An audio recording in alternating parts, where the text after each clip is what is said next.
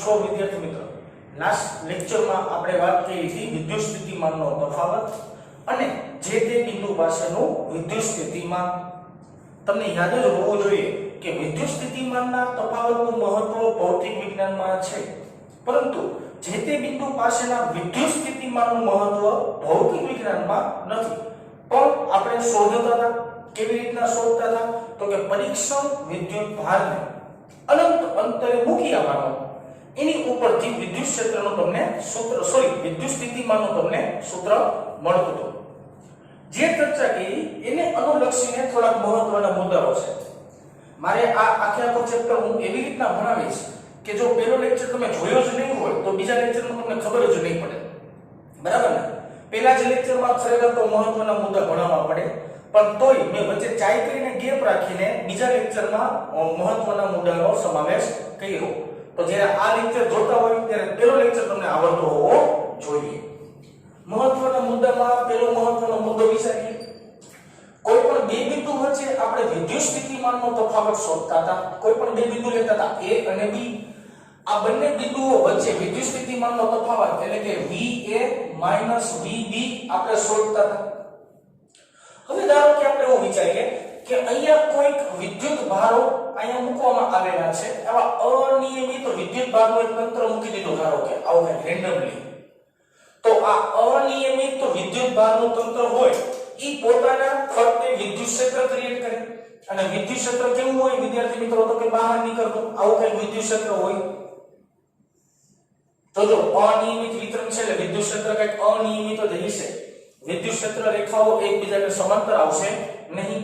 તો આવા વિદ્યુત ક્ષેત્રની અંદર કોઈ બે બિંદુ મૂક્યા હોય અને મારે આ બે બિંદુ ની વચ્ચે વિદ્યુત સ્થિતિમાનનો તફાવત શોધવો હોય તો આપણે શું કરતા હતા? આપણી પ્રોસિજર શું? તો કે સાહેબ આ બિંદુ ઉપર Q0 પરીક્ષણ વિદ્યુત ભાર મૂકવાનો. આ પરીક્ષણ વિદ્યુત ભારને તમે B બિંદુ A થી A બિંદુએ લઈ જવા માટે કરવું પડતું કાર્ય સાંભળજો. B બિંદુએથી A બિંદુ તરફ લઈ જવા માટે કરવું પડતું કાર્ય જેને આપણે કહેતા હતા W એક્સટર્નલ. તો જે કાર્ય કરવું પડે કાર્ય હતું W એક્સટર્નલ અને ક્યાંથી ક્યાંનું? તો કે B બિંદુએથી A બિંદુ સુધીનું. અને પરીક્ષણ વિદ્યુત ભારનો ગુણોત્તર લ્યો અને જે જવાબ તમારી સામે આવે તે જવાબને બે બિંદુઓ વચ્ચેનો વિદ્યુત સ્થિતિમાનનો તફાવત કહેવાય. મારે એવું સમજાવવાનું છે કે તમે જે કાર્ય કર્યું એ કાર્ય કેવું છે? તો કે આ જે કાર્ય છે ને આ કાર્યને સારી ભાષામાં બાહ્ય કાર્ય કહેવાય. શું કહેવાય? બાહ્ય કાર્ય. સાંભળજો મારી આખી વાત. સાહેબ તમે બાહ્ય કાર્યનો શબ્દ શું કરવા લખ્યો હતો? લાસ્ટ લેક્ચરમાં તમે એક્સટર્નલ વર્ક કહેતા હતા, શું કરવા કહેતા હતા એના વિશેની થોડીક સાબિતીની આપણે ચર્ચા કરી જ લઈએ સાથે સાથે. બાહ્ય કાર્ય એટલે શું? તો કે વિદ્યુત ક્ષેત્રની વિરુદ્ધ દિશામાં થતું કાર્ય. જો કેવી રીતે હું બોલું છું તો કે અહીંયા વિદ્યુત ભારનું તંત્ર મૂક્યું છે તો તેને લીધે ઉત્પન્ન થતું વિદ્યુત ક્ષેત્ર આવી રીતના છે, પરંતુ કાર્ય કઈ દિશામાં કર્યું? મેં વિરુદ્ધ દિશામાં કર્યું. હવે મનમાં પ્રશ્ન, સાહેબ વિરુદ્ધ દિશામાં થતું કાર્ય કન્સિડર કરવાનું તો શું કરવાનું? હવે મને સમજાવો એક વાત. અહીંયા થોડી રફલી વાત સમજાવું છું પછી ઘૂસી નાખીશું. બરાબર ને? આ મારી પાસે કોઈ વિદ્યુત ક્ષેત્ર છે રેન્ડમલી માની લો. આ મારી પાસે વિદ્યુત ક્ષેત્ર છે. આ વિદ્યુત ક્ષેત્રમાં મેં એક વિદ્યુત ભાર રાખ્યો જેને આપણે પરીક્ષણ વિદ્યુત ભાર તરીકે નામ આપ્યું. તો આ વિદ્યુત ક્ષેત્રને લીધે આ વિદ્યુત ભાર પર બળ લાગવાનું લાગે ના? મેં એમ કીધું એમ કે આ ધન વિદ્યુત ભાર છે તો ધન વિદ્યુત ભાર પર લાગતું બળ કઈ દિશામાં થવાનું? તો કે વિદ્યુત ક્ષેત્રની દિશામાં. કારણ કે વિદ્યુત ક્ષેત્રની દિશા પ્લસ થી માઈનસ હોય તો આની ઉપર લાગતું બળ આ દિશામાં થાય, માઈનસ તરફ ખેંચે ને જો ધન વિદ્યુત ભાર હોય તો. ઓકે, તો વિદ્યુત ક્ષેત્રને લીધે આ વિદ્યુત ભાર પર બળ લાગ્યું અને બળને લીધે સ્થાનાંતર થાય અને સ્થાનાંતરને લીધે કાર્ય મળે. બળ ગુણ્યા સ્થાનાંતર બરાબર કાર્ય. બરાબર ને? ઓકે, તો આ જે કાર્ય મળશે ઈ કાર્યને લીધે સાંભળજો, ઈ કાર્યને લીધે વેગનું મૂલ્ય વધે. વેગનું મૂલ્ય વધે એનો મતલબ ઈ પ્રવેગી ગતિ કરતો હોય એમ કહેવાય. પણ લાસ્ટ લેક્ચરમાં મેં ચર્ચા કરી કે v નું મૂલ્ય કેવું રહેવું જોઈએ? અચળ રહેવું જોઈએ. અને જો v અચળ રહેતું હોય તો k નું મૂલ્ય કેવું રહેવું જોઈએ? અચળ રહેવું જોઈએ. હવે આ વિદ્યુત ભાર પર વિદ્યુત ક્ષેત્રને લીધે થતો કાર્ય એટલું જ કાર્ય જો વિરુદ્ધ દિશામાં કરાવડાવો, સાંભળજો, વિદ્યુત ભાર પર વિદ્યુત ક્ષેત્રને લીધે થતું જે કાર્ય હોય એટલું જ કાર્ય જો વિરુદ્ધ દિશામાં કરાવડાવો તો તે પદાર્થ પર થતું ચોખ્ખું કાર્ય શું બની જાય? ઝીરો બની જાય અને એનો વેગ કેવો મળી જાય? અચળ મળી જાય. વેગ અચળ કરવા માટે મારે બાહ્ય કાર્ય કરવું પડે અને બાહ્ય કાર્ય હંમેશા વિદ્યુત ક્ષેત્રની કઈ દિશામાં રાખવું પડે? વિરુદ્ધ દિશામાં જ રાખવું પડે. આ એનો સિમ્પલ એક રીઝન છે. આ પહેલો મુદ્દો છે, બરાબર ને? આની પર એક બીજો મુદ્દો યાદ રાખવા જેવો, સાંભળજો, કે વિદ્યુત ક્ષેત્રની વિરુદ્ધ દિશામાં થતું કાર્ય માર્ગ પર આધારિત નથી. બીજો મુદ્દો શું છે? વિદ્યુત ક્ષેત્રની વિરુદ્ધ દિશામાં થતું કાર્ય માર્ગ પર આધારિત નથી. તો કોની ઉપર આધારિત હોય? તો કે પ્રારંભિક અને અંતિમ સ્થાન પર આધારિત હોય. હવે જો આ એક થોડું કોમ્પ્લિકેટેડ છે કે ભાઈ વિદ્યુત ક્ષેત્રની વિરુદ્ધ દિશામાં થતું કાર્ય માર્ગ પર આધારિત નથી. જ્યારે માર્ગની ચર્ચા હોય ત્યારે આધારિત નથી, પરંતુ પ્રારંભિક બિંદુ અને અંતિમ બિંદુ પર આધારિત હોય. શું કરવું?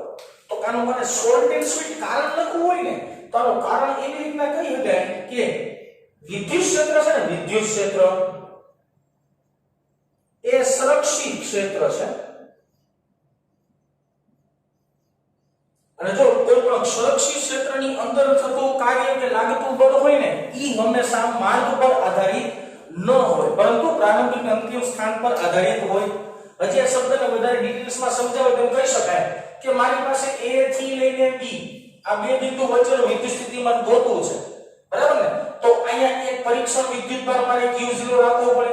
આ તમે પરીક્ષણ વિદ્યુતભાર Q0 ને આ માર્ગે લઈ જાઓ તો કંઈક કાર્ય થશે, પછી આ માર્ગે લઈ જાઓ તોય કંઈક કાર્ય થશે, ધારો કે આવા કોઈ માર્ગે લઈ જાઓ તોય કંઈક કાર્ય થશે. આ પહેલા વડે થતું કાર્ય W1 કહો, બીજા દ્વારા થતું કાર્ય W2 કહો, ત્રીજા દ્વારા થતું કાર્ય W3 કહો, તો W1 બરાબર W2 બરાબર W3 નું મૂલ્ય સમાન જ આવે.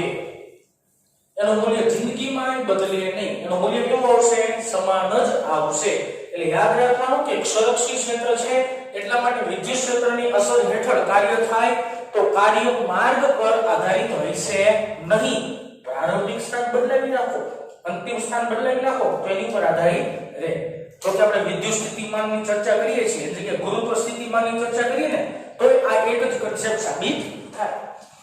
બે મુદ્દા છે. ત્રીજો એક મુદ્દો કે Q0 નું મૂલ્ય ખૂબ જ નાનું રાખો. એટલે આના માટે આપણે લખીએ કે લિમિટ ટેન્ડ્સ ટુ, આમ લખીએ કે limit delta t tends to 0 લખા ને આવી નામ લખવું પડે કે લિમિટ Q0 ટેન્ડ્સ ટુ 0. એનો મતલબ એવો કે Q0 નું મૂલ્ય કેવું રાખવું પડે? 0 થી નજીક રાખવું પડે. એટલે લક્ષ લેવું પડે. આનું મૂલ્ય જો નાનું હોય છે તો નાના મૂલ્યને લીધે ઉત્પન્ન થતું વિદ્યુત ક્ષેત્ર E નું મૂલ્ય કેવું બને? નાનું બને. એનો મતલબ શું છે સમજાવો. ચાલો જોઈ દે નાખો કે અહીંયા જે મેં પરીક્ષણ વિદ્યુતભાર રાખ્યો છે, પરીક્ષણ વિદ્યુતભાર તરીકે Q0 છે, આનું મૂલ્ય મેં ટેન્ડ્સ ટુ 0 કરી નાખ્યો. ટેન્ડ્સ ટુ 0 બોલું છું બેટા, હું 0 નથી બોલતો, બરાબર ને? 0 ની નજીક હોવું જોઈએ, શૂન્ય ન હોવું જોઈએ. ટેન્ડ્સ ટુ 0 કરી નાખો તો આને લીધે ઉત્પન્ન થતું વિદ્યુત ક્ષેત્ર કેવું થાય? સ્વાભાવિક રીતે નાનું થાય.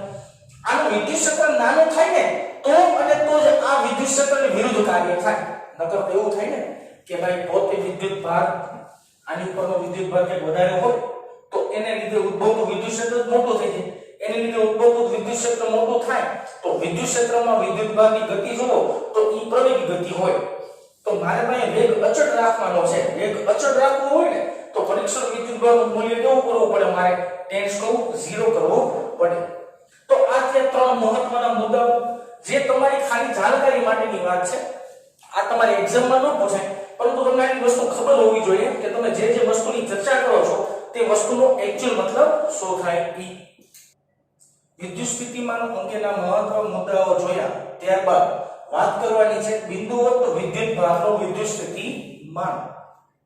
આગલા ચેપ્ટર ની અંદર બિંદુઓ તો વિદ્યુત ભારને લીધે ઉદ્ભવતો વિદ્યુત ક્ષેત્ર એવો શબ્દ હતો. અહીંયા વિદ્યુત ક્ષેત્ર નીકળીને શબ્દ શું આવી ગયો? વિદ્યુત સ્થિતિમાન. ચાલો સમજીએ શું વાત છે આખી. ધારો કે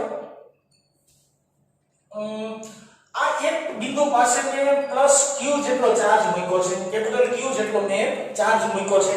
આ બિંદુ નથી બેટા, આ વિદ્યુત ભાર છે. આનાથી r જેટલા અંતરે એવું માની લઈએ કે એનાથી r જેટલા અંતરે કોઈ એક બિંદુ છે. બિંદુએ નામ આપી દે p અને આ બે વચ્ચેનો ડિસ્ટન્સ મેં r કહી દીધું. તમે આને x પણ કહી શકો કે કેપિટલ q જેટલા વિદ્યુત ભારથી r જેટલા અંતરે કોઈ એક બિંદુ p ધાર્યું છે. તો આ q ને લીધે p પર ઉદ્ભવતું વિદ્યુત સ્થિતિમાન મારે શોધવાનું છે. પ્રશ્ન સમજી લેતો પેલા સરખો કે કેપિટલ q વિદ્યુત ભારને લીધે r અંતરે રહેલું બિંદુ p પાસે મારે વિદ્યુત સ્થિતિમાન શોધવાનું છે. ચાલો હવે કોઈ પણ બિંદુ પાસે મારે વિદ્યુત સ્થિતિમાન શોધવું હોય તો તમને ખબર જ છે ટેકનિક શું કરવાની. એક વિદ્યુત ભારને તમારે ક્યાં મૂકી આવવાનો? પરીક્ષણ વિદ્યુત ભારને અનંત અંતરે મૂકી આવવાનો. તો ધારો કે વિચારી લઈએ કે અહીંયા એટલે કે અનંત અંતરે કોઈ મેં પરીક્ષણ વિદ્યુત ભાર q0 મૂક્યો છે. અનંત અંતરે પરીક્ષણ વિદ્યુત ભાર q0 ને મારે આપેલા બિંદુએ લઈ આવવાનું છે. આપેલા બિંદુએ લઈ આવવા માટે કરવું પડતું કાર્ય જેને આપણે નામ આપીએ છીએ w external. આનું વિદ્યુત સ્થિતિમાન શું બનશે? 0 જ બનશે. તો આપણે શું લખવું પડે? વિદ્યુત સ્થિતિમાન ગોતવું હોય તો આ બે બિંદુ વચ્ચેનું આમ લખવું પડે ને કે VB - V infinite બરાબર કાર્ય W external. ક્યાંથી ક્યાં ભાઈ? તો કે સાહેબ અનંત અંતરેથી આપેલા બિંદુએ લઈ આવવા માટે કરવું પડતું બાહ્ય કાર્ય એના છેદમાં પરીક્ષણ વિદ્યુત ભાર V ઇન્ફિનિટી નું મૂલ્ય આવશે 0. તો લખી શકાય VB બરાબર W external infinity to P divided by Q0. તો આ મળ્યું P બિંદુ પાસેનું વિદ્યુત સ્થિતિમાન. સમજો મારી આખી વાત. અહીં આપણી થિયરી પૂરી નથી થઈ જતી, અહીંથી આપણી થિયરી શરૂ થાય છે. ઓકે, આ જે મળ્યું ને એ કાર્ય મળ્યું ઇન્ફિનિટી ટુ P માટેનું અનંત અંતરેથી આપેલા બિંદુ એ લઈ આવવા માટે કરવું પડતું કાર્ય. તો સૌથી પહેલા મારે અનંત અંતરેથી p બિંદુએ કોઈ પરીક્ષણ વિદ્યુત ભારને લઈ આવવા માટે થતું કાર્ય શોધવું પડે. પરંતુ તમે જે અહીંથી અહીંયા મોકલો અને અહીંથી અહીંયા લઈ આવો, કરવું પડતું કાર્ય કેવું થાય? બે માટે સમાન જ થાય. તો દિશા કેવી થવાની હોય? વિરુદ્ધ થવાની હોય. તો આપણે એવું લખી શકાય આકૃતિ પરથી કે ભાઈ જો w infinite to p વત્તા WP to infinite બરાબર શું થાય? 0 થાય. કારણ કે સંરક્ષિત બળ વડે થતું ચોખ્ખું કાર્ય શું આવવાનું? 0 આવવાનું. અથવા તો તમને આવું ન સમજાય તો દેશી ભાષામાં થર્મોડાયનેમિક્સ યાદ કરે. થર્મોડાયનેમિક્સ માં આપણે શું વાત કરી હતી? તો કે થર્મોડાયનેમિક્સ માં ચક્રીય પ્રક્રિયા આવતી હતી. યાદ આવતું કોઈ? ચક્રીય પ્રક્રિયા દ્વારા થતું ચોખ્ખું કાર્ય શું થાય? 0. કારણ કે પ્રારંભિક બિંદુ અને અંતિમ બિંદુ બદલતા નથી. માર્ગ ભલે બદલે, કારણ કે આ તો માર્ગ ઉપર તો કઈ આધારિત છે જ નહીં. માર્ગ ભલે બદલે, પ્રારંભિક ને અંતિમ બિંદુ બદલતા નથી. એટલે થતું ચોખ્ખું કાર્ય શું બનવું જોઈએ? 0 બનવું જોઈએ. સરસ. મારે શું શોધવાનું છે? તો મારે આ કાર્ય શોધવાનું છે. તો W infinite to P ને સૂત્રનો કરતા બનાવો બરાબર -WP to શું બનશે? ઇન્ફાઇનાઇટ બનશે. આની જગ્યાએ આ માઈનસ મૂલ્ય આવતું હશે. આને આપણે નામ આપીએ થોડી વાર પૂરતું સમીકરણ નંબર 1 કહી દે. ધારો કે હાલો આવું એક આપણે સિમ્પલ સમીકરણ લઈએ અને એને આપણે નામ આપીએ સમીકરણ નંબર 1. એક નંબરનું સમીકરણ છે. હવે મને આખી વાતો નિરાતે પાછો. હજી મારો પ્રશ્ન શું છે? મારે આ કાર્ય શોધવાનું છે. આ કાર્ય મળી જાય ને એની કિંમત મૂકી દઉં ને હું, એટલે મારી થિયરી પૂરી થઈ જાય. બરાબર ને? હવે નિરાતે બુદ્ધિ આપો કે સાહેબ તમારે p બિંદુએથી કોઈ વિદ્યુત ભારને અનંત અંતરે મોકલવું હોય તો તમારે કાર્ય કરવું પડે કે આ વિદ્યુત ભાર દ્વારા કાર્ય થઈ જાય અને ઓટોમેટિકલી લઈ જાય? આખો લોજિક જોજો. આખો લોજિક એટલે વિચારવા જેવું લોજિક છે. કેમ સમજાવો? આ q વિદ્યુત ભાર છે બરાબર? તો કે હા. પ્લસ q વિદ્યુત ભાર રાખ્યો તમે? તો કે હા. સરસ. હા, સમજો મારી વાત. અહીંથી અહીંયા જાઓ કે અહીંથી અહીંયા જાઓ, થતું કાર્ય તો સરખું થવાનું ને.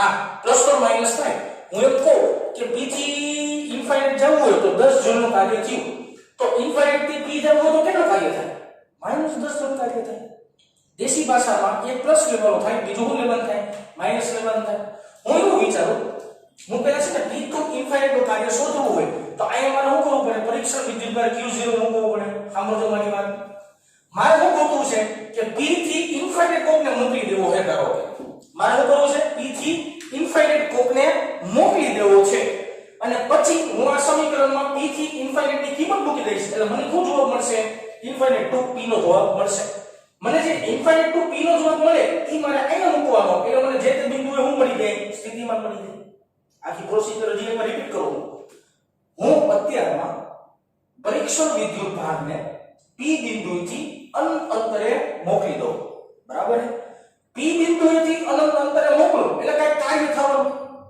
ઈ કાર્ય મેં શોધી લીધું હું કાર્ય ગોતવા માંડું કાર્ય મને મળી ગયું ઈ કાર્યની કિંમત મારે અહીંયા મૂકવાની p ટુ ઇન્ફાઇનાઇટ ની જગ્યાએ કિંમત મૂકી દેવાની અહીંયા કિંમત મૂકીશ એટલે મને જવાબ કેવો મળશે ઇન્ફાઇનાઇટ ટુ p નો જે જવાબ મળે ઈ અહીંયા મૂકી દઈશ એટલે મને શું મળી જાય જે તે બિંદુનું વિદ્યુત સ્થિતિમાન આ પ્રોસિજર પહેલા સમજજો બરાબર ને શું કરવાનું છે ઓકે હવે જો આ q બિંદુ છે તમારા મનમાં પ્રશ્ન થાય ને કે આ q વિદ્યુતભાર છે આ q વિદ્યુતભારને લીધે સાહેબ આની પર બળ ન લાગે તો કે લાગે ને I પ્લસ છે I એકમ ધન છે બે ધન ધન જ છે બે વચ્ચે લાગતું અપાકર્ષિત બળ થાય અપાકર્ષિત બળનું સમીકરણ Fe ઇલેક્ટ્રિકલ ફોર્સ Fe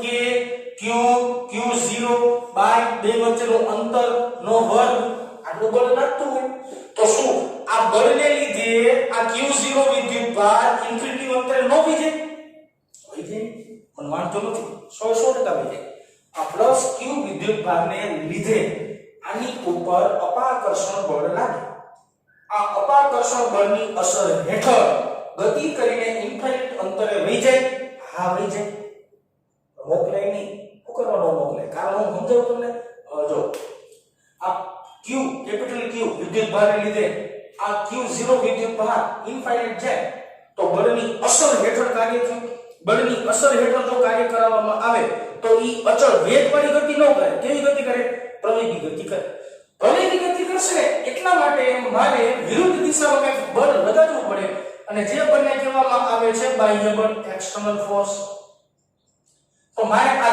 ચલ બળને લીધે થતું કાર્ય શોધવું પડે શું કરવું પડે આ ચલ બળ અથવા તો બાહ્ય બળ ને લીધે થતું કાર્ય શોધવું પડશે તો સૌથી પહેલા આપણે શરૂઆત કરીએ ચલ બળને લીધે ચલ બળને લીધે થતું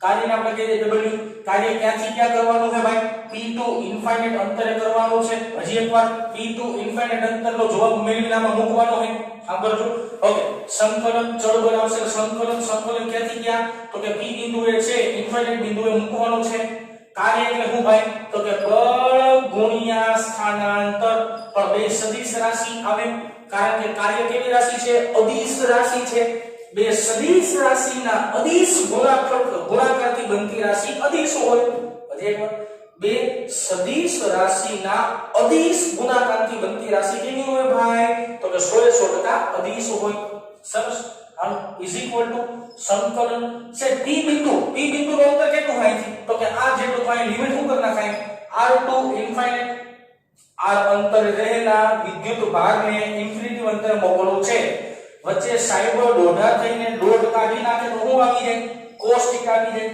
સાંભળજો f એટલે આ બાહ્ય બળ dr એટલે આ દિશામાંનું સૂક્ષ્મ સ્થાનાંતર કારણ કે તમારે વિદ્યુતભારને આમ મોકલવાનો છે તો આ દિશામાંનું સૂક્ષ્મ સ્થાનાંતર સાંભળજો dr સ્થાનાંતર આમ થાય છે કાર્ય આમ છે સોરી બળ આમ છે સ્થાનાંતર આમ થાય છે બળ આમ સ્થાનાંતર આમ બે વચ્ચેનો ખૂણો શું થવો જોઈએ 180 ડિગ્રી તો θ જગ્યાએ ડાયરેક્ટ લખી નાખો 180 ડિગ્રી cos 180 ડિગ્રી નો થઈ જવાનો ભાઈ તો કે -1 સરસ કરવા માંડવાનો હાલો r to infinite minus f into dr શું આવી ગયું f into dr f એટલે શું તો કે ચલ બળ ચાલો ચલ બળનું સૂત્ર મારી પાસે લખ્યું સાહેબ લખી નાખીએ is equal to infinite સંકલન r to infinite minus m નો k q q0 ના છેદમાં r સ્ક્વેર ઇન્ટુ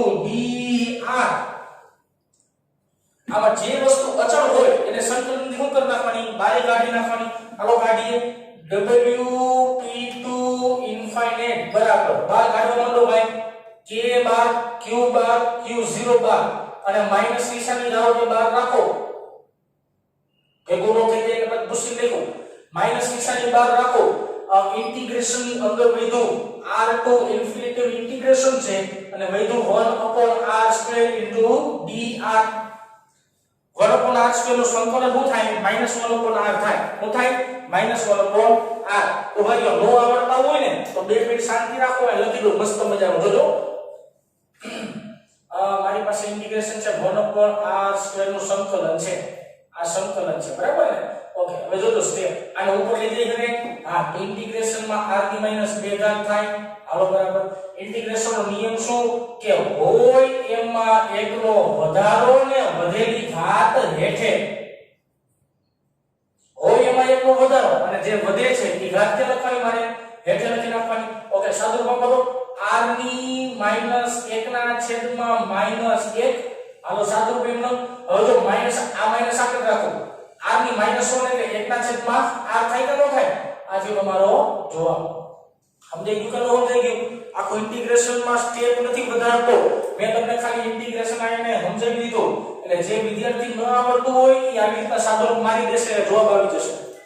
ઓકે, આવો પાછા ધંધામાં. ક્યાં વાત આવતી હતી ભાઈ આપણી? અહીં આવી જાવ પાછા. હાલો વાંધો નહીં.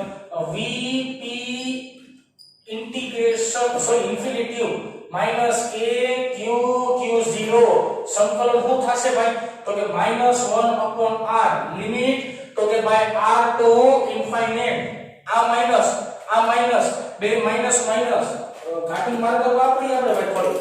ઓકે, હાલો આ બે માઈનસ શું થઈ જવાનું? પ્લસ. તો વધ્યું હું k q q0 upper limit minus lower limit. Upper limit એટલે 1/ઇન્ફાઇનાઇટ માઈનસ લોઅર લિમિટ એટલે 1/r. આનો કાર્યક્રમ 0 થઈ ગયો. તો wp2 ઇન્ફાઇનાઇટ બરાબર માઈનસ k q q0 ના છેદમાં r મળ્યું. હજી એક વાત સમજજો ભાઈ, આ જે કાર્ય મળ્યું છે ઈ p બિંદુથી અનંત અંતરનું કાર્ય છે. મારે શોધવાનું છે ઇન્ફિનિટી ટુ p બિંદુનું કાર્ય. દેશી ભાષામાં આના કરતા ઊંધું કાર્ય ગોતવાનું થાય. રેડી ને? ઓકે, હાલો સમીકરણ નંબર 1 પરથી આવી જાવ. આ લખી દઉં. સમીકરણ નંબર 1 પરથી હાલો આવી જાવ.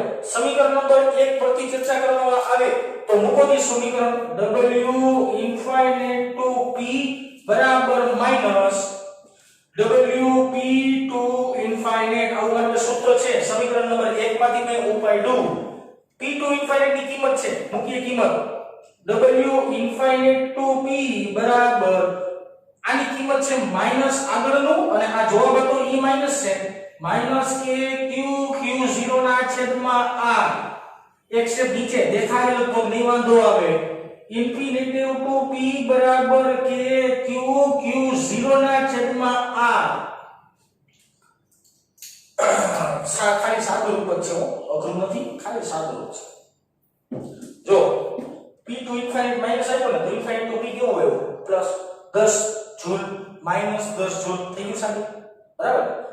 એ ભાઈ ગુરુત્વ સ્થિતિમાન ખબર હોય ને તમને, ધારો કે તેમાં આ જ થયું આપણે એમાં અનંત અંતરથી કોઈ વિદ્યુત સોરી દળ ધરાવતા પદાર્થને લઈ આવવાનો હતો. બરાબર ને? પણ આપણે લેવાનો પ્રયત્ન કર્યો નથી, ઊંધું કર્યું છે. હવે જો મારે આ કિંમત કેમ મૂકવાની? આ સમીકરણમાં સમીકરણ નંબર 2 ની કિંમત આ સમીકરણમાં મૂકી દો. એટલે કરી નાખજો, તમે લખી નાખજો. હું ડાયરેક્ટ લખું. હાલો જોજો શાંતિથી મૂળ સમીકરણ લખું. Vp બરાબર W external infinity to p ના છેદમાં q0. W infinity to p એટલે શું થાય છે કે q q0 ના છેદમાં r. મુક ભાઈ કિંમત Vp બરાબર મૂકીએ કે q q0 ના છેદમાં r અને આ q0 તો એમનેમ Q0 નો કાર્યક્રમ પૂરો તો kq r p બિંદુએ મળતું વિદ્યુત સ્થિતિમાન kq r થાય. આ ફાઇનલ આન્સર આવ્યો.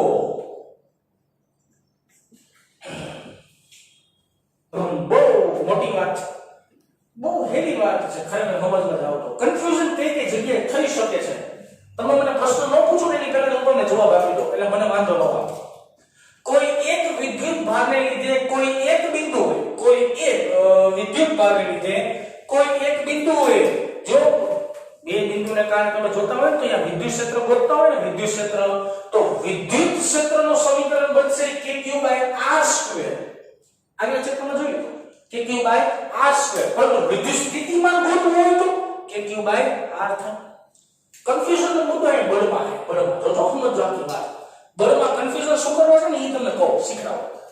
હજી એકવાર મારે ચાય કરી રિપીટ કરવો, હજી થિયરી પૂરી નથી થતી, થોડું બાકી છે, પણ પહેલા ચર્ચા કરીએ કે ભાઈ q વિદ્યુત ભાર મને કેપિટલ છે એટલે મોટો હશે અને q0 છે એ તો મેં હમણાં આગળ મહત્વના મુદ્દામાં કીધું કે એનું મૂલ્ય તમારે ટેન્ડ્સ ટુ 0 રાખવાનું.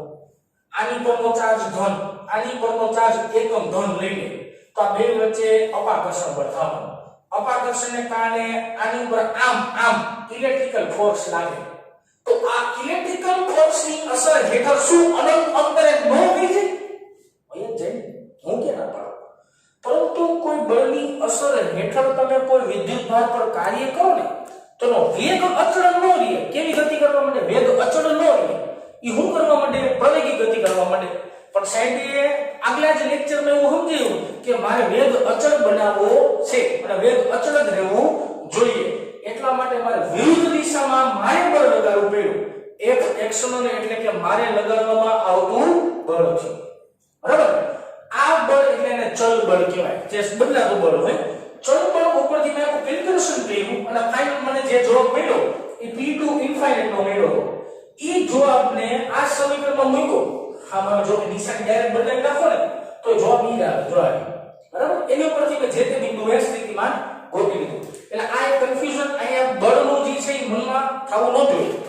હવે આ સમીકરણ પરથી મારે એક સંબંધ બનાવવો હોય તો સંબંધ એવો બનશે કે v proportional to 1/r. વિદ્યુત ક્ષેત્ર હોય ને e proportional to 1/r² હોય, જ્યારે v proportional to શું થાય? 1/r થાય. આખી વાત. હવે મારે ગ્રાફ બનાવવો છે વિદ્યુત સ્થિતિમાન વિરુદ્ધ અંતર. બહુ નાનકડો એવો બનાવવું જગ્યાના અભાવને કારણે. ઓકે, આ ધારો કે અંતરને રિપ્રેઝન્ટ કરે છે, આ ધારો કે વિદ્યુત સ્થિતિમાનને રિપ્રેઝન્ટ કરે છે, તો આનો ગ્રાફ આવો કંઈક મળશે. અતિવલી ટાઈપનો ગ્રાફ મળવો જોઈએ, કારણ કે v proportional to 1/r છે એટલે એનો ગ્રાફ કેવો મળશે? આવો અતિવલય ટાઈપ. આવી રીતના ગ્રાફ મળતો હોવો જોઈએ. તો આ ચર્ચાથી બિંદુવત વિદ્યુત ભારને લીધે કોઈ પણ બિંદુએ ઉદ્ભવતું વિદ્યુત સ્થિતિમાં મનમાં ઘણા પ્રશ્નો થતા હોય કે ધારો કે સાહેબ આવા વિદ્યુત ભારનું તંત્ર હોય તો કોઈ એક વિદ્યુત ભારના મોટા તંત્રને લીધે કોઈ બિંદુએ વિદ્યુત સ્થિતિમાન મારે ગોતવું હોય તો કેમ ગોતી શકાય? એની ચર્ચા આપણે પછીના લેક્ચરમાં કરશું. જો કે આની સાથે કનેક્ટેડ વસ્તુ છે પણ હું હાથે કરીને કનેક્ટેડ રાખતો નથી, વચ્ચે થોડો ગેપ રાખું છું જેને કારણે તમે પ્રોપરલી વાંચી શકો.